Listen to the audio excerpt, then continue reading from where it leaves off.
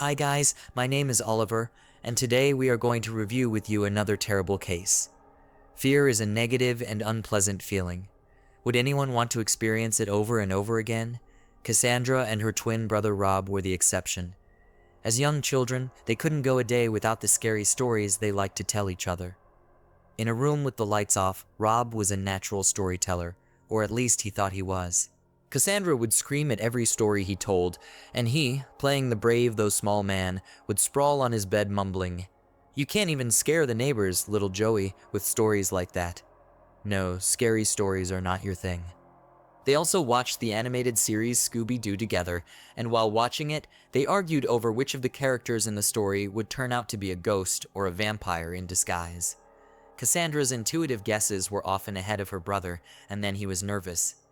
Their mother, Mary Smith, although she did not share the passion of the twins, sought to instill in her children a love of reading. She bought them books by Robert Wallace. Love for scary stories was not a childhood hobby, but a passion that brother and sister carried through life. They even collected figurines of villains, and as adults, seriously considered opening a themed store associated with this culture of horror. An interest in horror movies brought Kassandra to the set in 2004. She got a cameo in a scary movie that, although it didn't become popular, still caused a storm of envy in Rob, and he started asking his sister to make a deal for him. "You must have made some acquaintances there, right? I'm ready to play anyone." "Well, Rob, I'm pretty close with the head of the cast. Maybe something will come out of it, but no promises. I got the part by accident myself after all," Kassandra replied. Rob was very happy, but to play, albeit in an episodic role, he was not able to. The head of the cast in that movie was Colin Dudley, and on the set, between him and the debuting actress, flashed a spark. To make the first step, each of them did not dare. That all changed during a corporate Halloween party. Kassandra dressed up as Velma from Scooby-Doo, and Colin dressed up as Alex from A Clockwork Orange. If for Kassandra, the image of the cartoon character was just an image, then for Colin Dudley, it seemed he was something more. He was walking with a glass of milk all evening, looking at everyone with a glare, just as his character did in the movie. He also talked a lot of quotes from the book. For example, looking at Kassandra with delight, he said, "Beauty invariably caused my only desire to destroy it, for it did not fit at all into our ugly world." Kassandra thought it was a compliment, and they soon began dating. But their relationship didn't last long, only a couple of months. Colin found another actress, Rebecca, and started dating her. Later on, the couple started living together. August 25th, 2020, Kassandra Cantrell disappeared. She, without warning anyone, drove her car away from home in an unknown direction and did not answer phone calls. The police officers were very reluctant to take a report from her mother, for a very long time trying to calm the poor woman down and saying that sometimes children grow up and don't always warn their parents when they go out with friends. But Mary Smith was sure that something terrible had happened, and maybe if the lazy cops would finally start working, she would still have a chance to see her daughter alive. The search for Kassandra did not begin until 2 days later, and on the third day, the police found her car under a bridge, not in the most favorable area. Also, to add to the bad news, the car was unlocked, and the keys were inside. It was impossible to understand what Kassandra was doing here. This place was considered a neighborhood of homeless people, where with frequent frequency, the police found their bodies killed in a domestic fight or died of an overdose of illegal drugs. The officers had to go around the neighborhood, questioning a lot of homeless people, who at the sight of the police tried to get away for a while, but it was all to no avail. None of them had seen Kassandra, and none of them knew when the car showed up here. It was hard to expect anything else from the residents who lived under the bridge and drank alcohol all day long. The detective involved in the search for Kassandra had requested her cell phone billing, as he was instructed to do, but from experience, he was sure it would get him nowhere. So it did. The signal showed that the phone was in the nearest body of water to the bridge, which meant that the detectives would not be able to recover it and get the information they needed. Nevertheless, a team of divers began searching the coastal area, and before they did so, standing on the shore, they picked up rocks from the ground and threw them into the water, testing how far they could throw the phone. Kassandra's mother said that her missing daughter's phone case was decorated with rhinestones, which meant it would not be difficult to find. Indeed, the phone was soon found, but Kassandra's body was not in the water. This was presented to her mother as good news, but the poor woman did not feel any better. She seemed to have gotten used to the idea that her daughter was dead, and the only thing she wanted was for her body to be found and for this nightmare of uncertainty to end. I was looking forward to my granddaughter. I wanted to be a grandmother sooner, and I didn't even have time to give her a crib. It's just sitting in the garage in a box. What should I do with it now? Saddened the mother and did not realize that this became important information for the investigation. According to statistics, a high percentage of crimes against pregnant women are committed by their partners, the fathers-to-be. But Mary Smith did not know who the father of her future granddaughter was. Kassandra, as it seemed to her despite her already realized age, was not married and did not even meet anyone. It was understandable that she had gotten pregnant by a man, but Mary had no information about the potential father of the child. Although, again from the words of her mother, her daughter very often corresponded with someone and called, but the phone number of her interlocutor for some reason was not recorded in the daughter's book, and the mother, of course, did not remember the numbers. She just noticed that it is quite strange to communicate so often with a person and not write down his number. Girls, as it was known, could not keep their relationships in absolute secrecy, and there should be at least one friend with whom Kassandra shared her secrets, and especially if those secrets were related to pregnancy. And such a friend was found. In a conversation with police officers, she revealed that Kassandra had rekindled her relationship with her former boyfriend, Colin Dudley.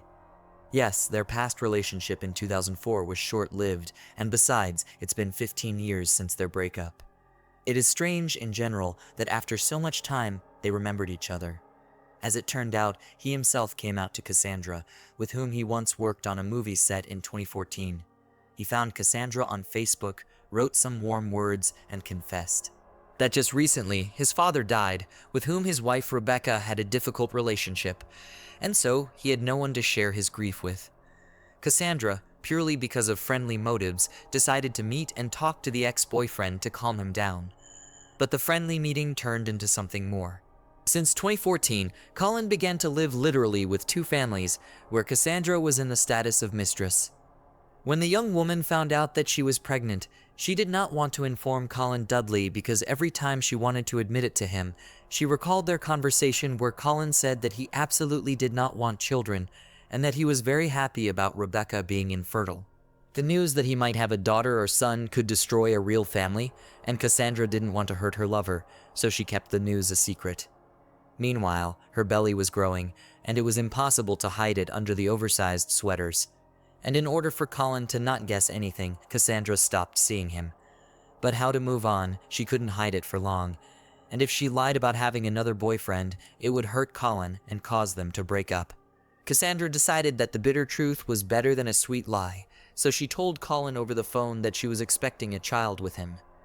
Colin was silent for a while, and then he finally said that he was delighted to hear the news. It sounded very strange, but Kassandra concluded that Colin was genuinely pleased. The detective arrived at Colin's house, knocked on the door, and his wife opened it.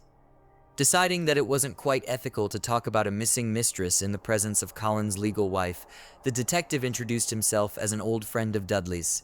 Colin came out immediately, shut the door behind him, and walked away from the house with the detective, though the latter hadn't even introduced himself yet. It was as if he had been waiting for this meeting. "Thank you for not making your credentials public in front of Rebecca. You're a man of honor, a true officer. My compliments to you," Colin spoke in short sentences. "I heard Kassandra is missing. It's weird, bloody weird. I can't even guess where she might have gone.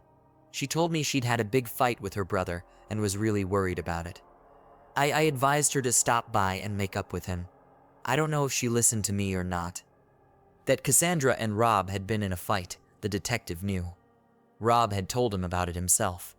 It was nothing serious, just a family misunderstanding, but nevertheless, Kassandra's twin brother had been very upset about it because the day she disappeared, Kassandra had called him and wanted to come and talk to him.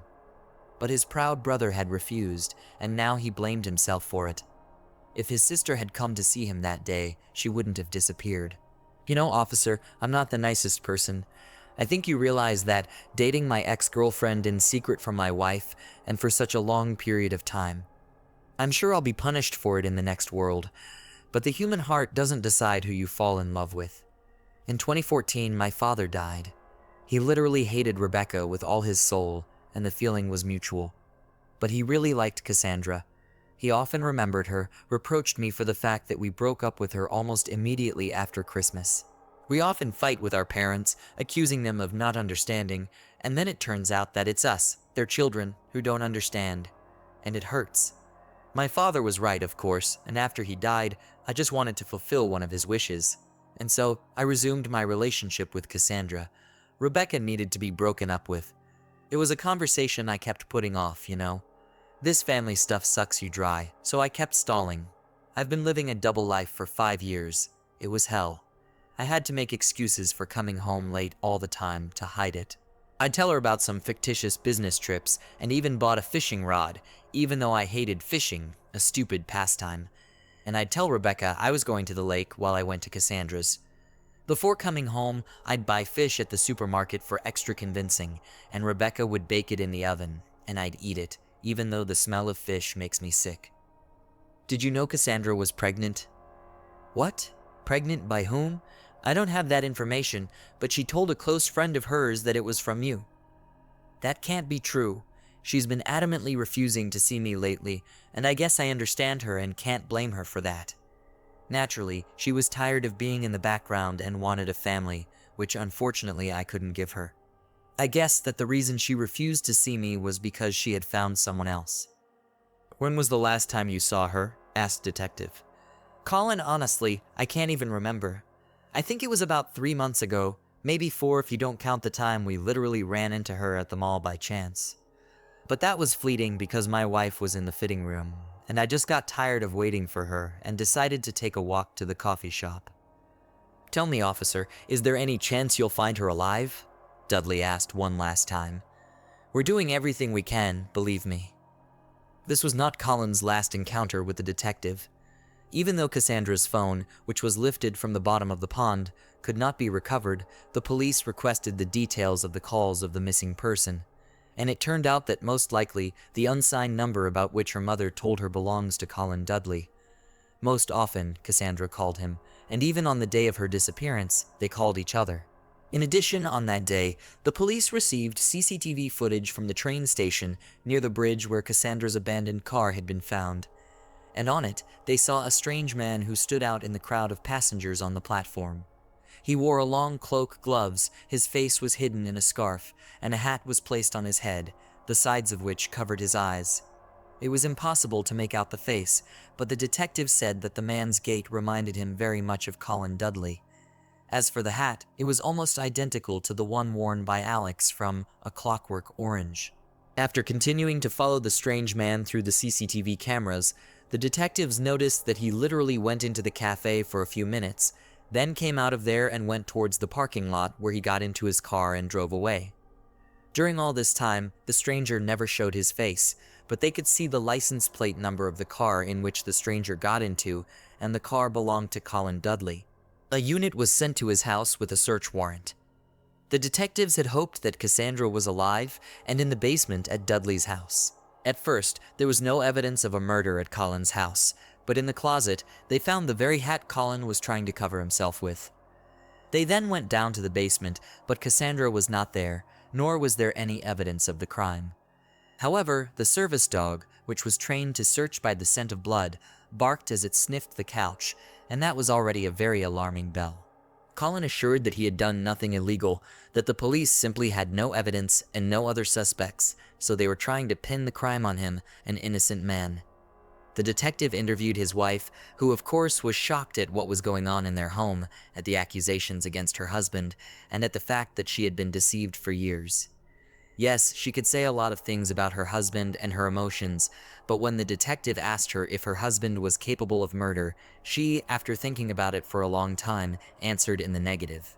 All the evidence that had been found against Colin wasn't enough to put him in jail, which made Rob and Mary Smith very angry, and the detective was just throwing up his hands.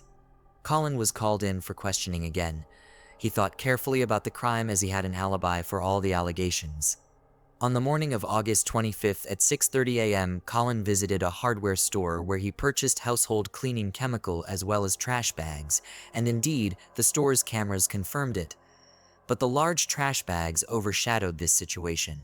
Colin then received a text message from Kassandra that she was almost at his house, but he immediately deleted the message, but it remained in the cell phone carrier's memory, and the police got it from the call and message dump.